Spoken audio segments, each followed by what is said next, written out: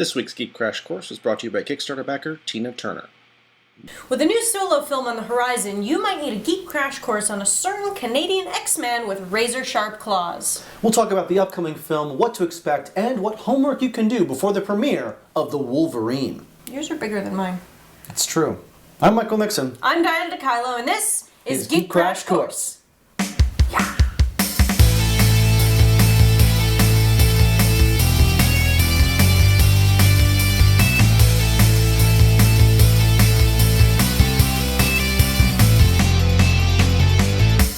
First appearing as an enemy of the Hulk in Incredible Hulk number 180 in 1974, and later moving to the X-Men stable, Wolverine is a fan favorite when it comes to Marvel's Merry Mutants. The Wolverine, or Logan, originally had amnesia about his identity and history. More modern comics have revealed his original name to be James Howlett, a British Columbian with a handy healing factor and deadly bone claws that can pop out of his hands. After World War II, Logan joined Weapon X, who molecularly bonded the indestructible alloy adamantium to his skeleton, which somehow also made his claws razor sharp.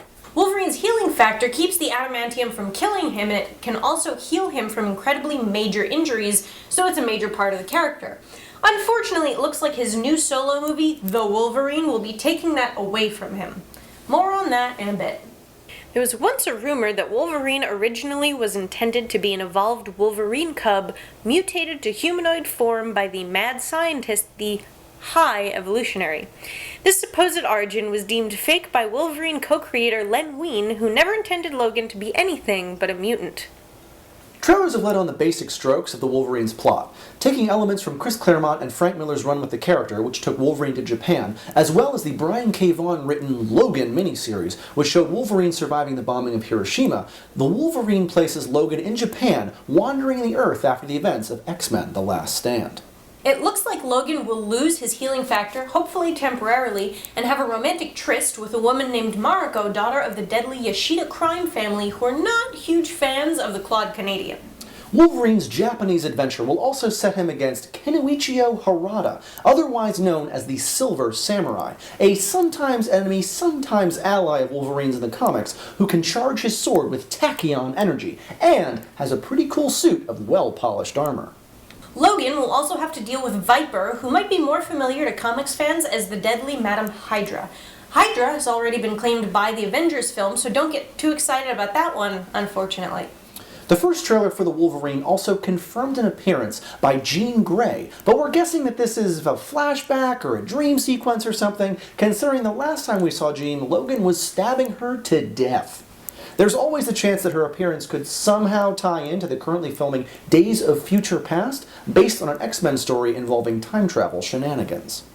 In the comics, a second Silver Samurai, the original son, Shingen, has taken over the role. This second samurai has worked with Amiko Kobayashi, Wolverine's daughter. Before you check out the Wolverine, make sure to give X-Men and X2 X-Men United a watch.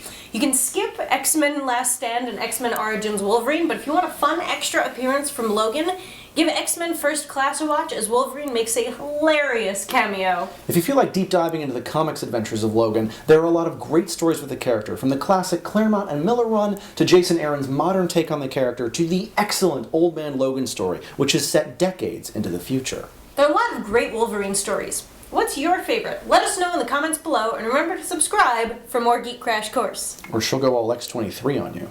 Look at it. Look at it.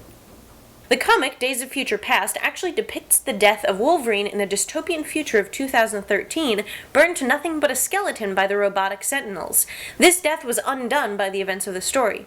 Also, it's 2013, and the guy seems fine. For now. Diana's gonna kill Wolverine!